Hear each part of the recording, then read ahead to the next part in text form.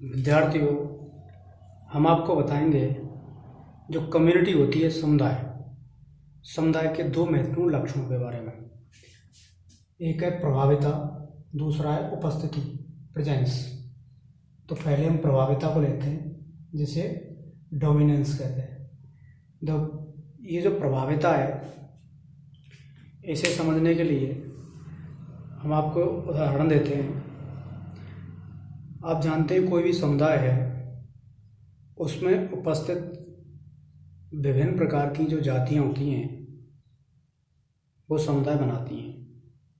किसी क्षेत्र विशेष पर बहुत सी जातियों की समष्टियाँ पाई जाएंगी और उन समष्टियों के समूह को क्या कहेंगे? हम समुदाय कहेंगे। तो समुदाय जो होता है, उसमें एक जाति तो होती नहीं है, उसमें काफ़ी सारी जातियाँ होती हैं। कुछ जातियाँ ऐसी होती हैं जिनका प्रभाव कम होता है, अर्थात उनकी प्रभाविता कम होती है। यहाँ प्रभाविता से मतलब है, जैसे कोई पादप का कवर से मतलब है उसका तना और शाकीय भाग कितने एरिया को घेरता है, और उनकी संख्या, उनकी ऊंचाई, उनकी संख्या कितनी है, उनकी ऊंचाई कितनी है। तो ये सारे क्या बताते हैं? उस प्रभाविता को बताते हैं। तो जैसे कोई समुदाय है, तो उसमें कुछ जातियां ही समुदाय क्या होती हैं? प्रभावी रूप में पाई जाती हैं। जैसे कोई समुदाय है, उसमें 50 प्रकार की जातियां पाई जाती हैं, लेकिन प्रभावी रूप में केवल एक दो जातियां ही पाई जाती हैं, जिन्हें किस रूप में देखते हैं कि उनके द्वारा घेरा गया क्षेत्र कितना है, उनके शाखीय भाग, जो शाखाएं हैं, पत्तियां हैं, वो कितने एरिया को ढकती हैं, उनका तना कितने एरिया को ढकता है, उनकी ऊंचाई कितनी है, उनकी संख्या कितनी है। तो ये उसके क्या बताते हैं? प्रभाविता को बताते हैं। तो हमने आपके लिए बताया है कि मान लो किसी समुदाय में 50 पौधे हैं, तो 50 प्रकार की जातियां हैं पौधों की, 50 पौधे नहीं, तो 50 प्रकार की जातियां हैं, और केवल 2 प्रकार की जातियां ही प्रभावी रूप में उपस्थित हैं, अर्थात उनके द्वारा घेरा गया क्षेत्र ज़्यादा है, उनकी संख्या ज़्यादा है, उनकी ऊंचाई ज़्यादा है। और इससे ये सिद्ध होता है कि किसी भी समुदाय में जो प्रभावी जातियाँ होती हैं, उनका प्रभाव रहता है, अर्थात उनके द्वारा समुदाय का जो सूक्ष्म वातावरण है, वहाँ का वातावरण है, वो प्रभावित किया जाता है। तो जिससे क्या होता है? एक तरीके से समुदाय का संगठन प्रभावित होता है। समुदाय कहने का मतलब है, अगर कोई प्रभावी जाति वहाँ के सूक्ष्म वातावरण को प्रभावित करती है, तो निश्चित रूप से वहाँ जितनी भी जातियाँ पाई जाएंगी, उनके संगठन को भी वो प्रभावित करेंगे कि कौन कौन सी जातियाँ वहाँ उपस्थित हो सकती हैं। क्योंकि आप जानते हैं किसी भी समुदाय में जो जातियाँ पाई जाती हैं, जो पारस्परिक निर्भरता पाई जाती है, उनमें संबंध होता है, तो निश्चित रूप से वही जातियाँ वहाँ पाई जाएंगी जो परस्पर क्या है, एक दूसरे पर निर्भर हैं और अच्छी प्रकार से क्या है, संवहन करती हैं सारी जातियाँ। तो वो समुदाय ही स्थायी माना जा सकता है। तो कहने का मतलब ये है कि प्रभावी जातियों के बिना हम किसी भी समुदाय की कल्पना नहीं कर सकते। तो प्रभावी जातियां ही किसी भी समुदाय के संगठन को निर्धारित करती हैं। तो प्रभाविता के बारे में आपने समझा। अब देखते हैं उपस्थिति से, जैसे आप जानते हैं, उपस्थिति किसी भी समुदाय के वितरण को प्रभावित करती है। तो हाँ, वितरण को प्रभावित करती है, तो निश्चित रूप से इसका मतलब है कि जो भी समुदाय है, उसमें कोई जाति उपस्थित है अथवा नहीं है।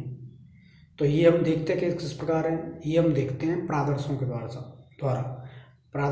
देखते हैं। प्रादर्श बोलते हैं क्वाड्रेट के रूप में ही प्रादर्श लेते हैं। कहने का मतलब, हम उन नमूनों को जो क्षेत्र में डालते हैं, आप जानते हैं प्रादर्श क्या रहते हैं? चौकोर आकार के ये रचनाएं होती हैं,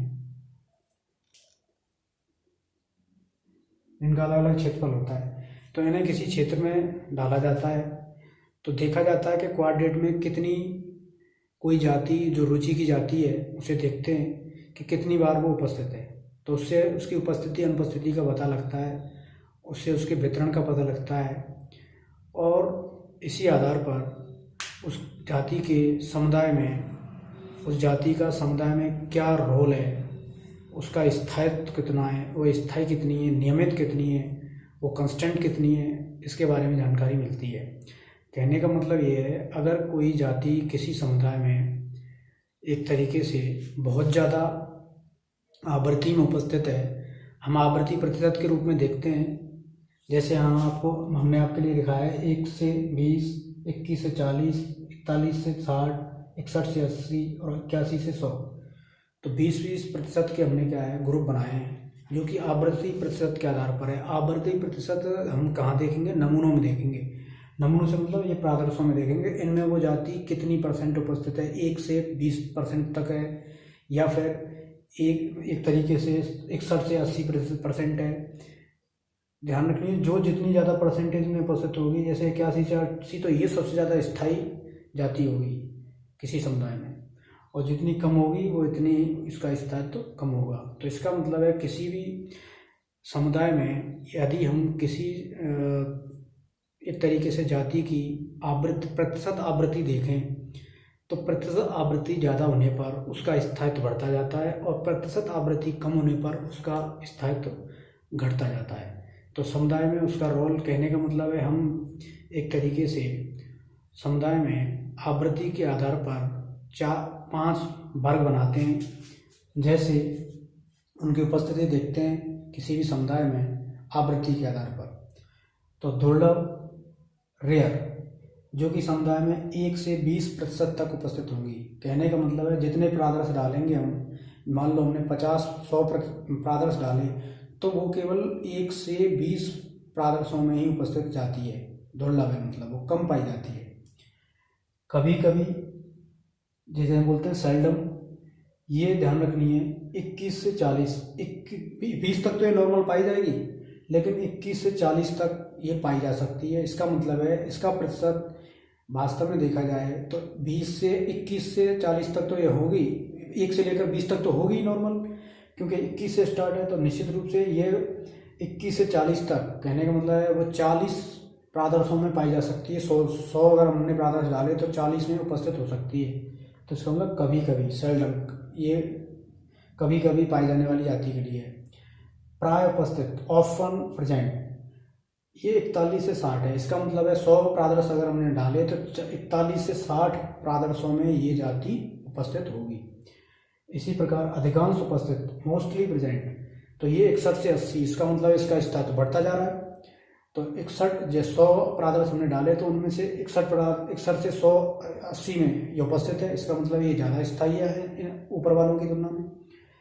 और लास्ट है सदा उपस्थित, कॉन्स्टेंटली, इसका मतलब है ये तो उपस्थित होगी, आप प्रादर्श कितने भी डालो हर प्रादर्श में उपस्थित होगी। तो 80 से 81 से 100% तक जो जातियाँ पाई जाती हैं वो ज़्यादा स्थायी रहती हैं, क्योंकि आप भले ही आप 10 प्रादर्श डालेंगे तो 10 प्रादर्शों में भी ये उपस्थित होगी। तो इसका मतलब है ये ज़्यादा स्थायी जाती है, ज़्यादा नियमित है, ज़्यादा स्थिर है किसी समुदाय में। तो बच्चों, आपने देखा प्रभाविता, जिसका निर्धारण हम किसी जाति के द्वारा घेरे गए क्षेत्र, लंबाई और संख्या के आधार पर निर्धारण करते हैं। अगर वो ये तीनों रूपों में ज़्यादा उपस्थित है तो वो ज़्यादा प्रभावी है और समुदाय के वातावरण को प्रभावित करती है और संगठन को प्रभावित करती है। उपस्थिति से हम 5 वर्ग हमने बताए हैं आवृत्ति प्रतिशत के आधार पर, जिनसे किसी भी जाति के स्थायित्व के बारे में जानकारी हमें मिलती है। तो बच्चों, सबसे ज़्यादा स्थायी जाति यहाँ पे सदा उपस्थित, जो कि सदा कॉन्स्टेंटली है 81 से 80, और सबसे कम दुर्लभ है, जो कि केवल 1 से 20% है। अर्थात ये 1 से लेकर 20 प्रादर्शों में ही पाई जाएगी। 100 प्रादर्श अगर डालते हैं तो, जबकि ये 81 से 80 प्रादर्शों में उपस्थित होगी। इसका मतलब ये ज़्यादा स्थायी जाती है।